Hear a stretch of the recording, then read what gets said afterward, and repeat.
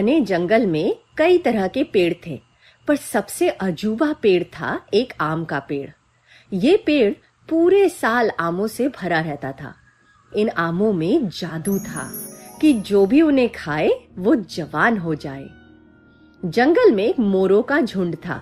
ये मोर इस पेड़ की पहरेदारी करते थे ताकि कोई उसे नुकसान ना पहुंचा सके। इनमें एक छोटा सा मोर था, उसका नाम था कोको। एक दिन कोको ने कहा, मैं शहर देखना चाहता हूँ, जंगल में रह रह के मैं ऊब गया हूँ। बुजुर्ग मोरों ने मना किया, कोको बेटा, शहर में रहना हमारे लिए खतरनाक है, ये जंगल ही हमारे लिए सबसे सुरक्षित है। पर कोको नहीं माना। अगले दिन वो शहरों की तरफ चल पड़ा। दूर से उसे एक बड़ी इमारत दिखी। पास जाके देखा तो वो एक शानदार सा बंगला था।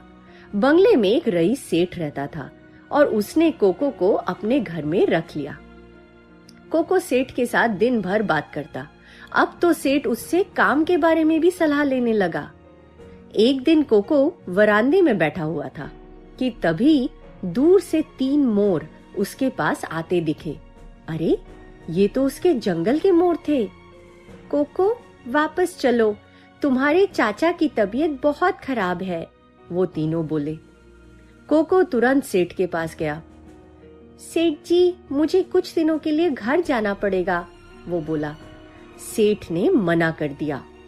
नहीं नहीं, तुम्हारे बिना मेरा कुछ भी काम नहीं होगा।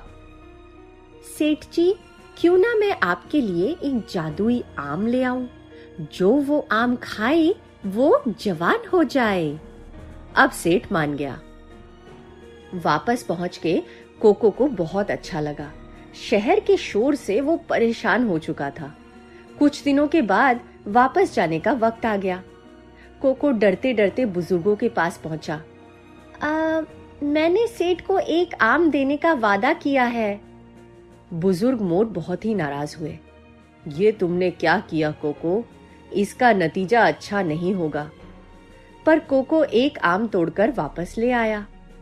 सेठ को देने पर उसने पूरा का पूरा आम ही जमीन में गाड़ दिया और कुछ ही समय में एक बड़ा सा पेड़ निकल आया। आखिर आम पकने लगे और सेठ तो खुशी में समा नहीं रहा था। उसने एक आम लाके अपने रसोई में रख दिया, पर रसोई में एक बिच्छू घुस आई थी और उसने आम को 2-3 बार डंक मारा। सेठ का रसोइया खाना बनाने आया तो उसे लालच आ गया। उसने चुपके से थोड़ा सा आम खाया और तुरंत जमीन पर गिर गया। बिच्छू के जहर से उसका पेट जोरों से दुखने लगा। उसके चीखने की आवाज से सेठ दौड़ के आया। सब कुछ देख के उसने उसी वक्त ये मान लिया कि आम में ही जहर है। गुस्से में सेठ ने कोको को एक पिंजरे में बंद कर दिया। कोको ने सेठ को बहुत मनाने की कोशिश की, पर सेठ नहीं माना। एक दिन एक भिखारी भीख मांगने आया तो उसने आम से भरा वो पेड़ देखा। उसके चारों तरफ कांटे जाल का बाड़ लगा हुआ था। अरे, इतने अच्छे आम कोई खा क्यों नहीं रहा है? ये सोचकर उसने एक आम खाना शुरू किया। सेठ दूर से दौड़ के आया। अरे नहीं नहीं, तुम बीमार पड़ जाओगे, आम मत खाना। पर ये क्या, बीमार पड़ने के बदले वो भिखारी एकदम जवान हो गया। सेठ को समझ में आया कि उससे गलती हो गई और उसने तुरंत कोको को पिंजरे से निकाल दिया। लेकिन कोको बोला, सेठ, अब तुम समझे कि मैं झूठ नहीं बोल रहा था, लेकिन मैं भी समझा कि दुनिया की सबसे अच्छी जगह अपने परिवार और दोस्तों के साथ ही होती है। और ये बोलकर वो अपने जंगल लौट गया।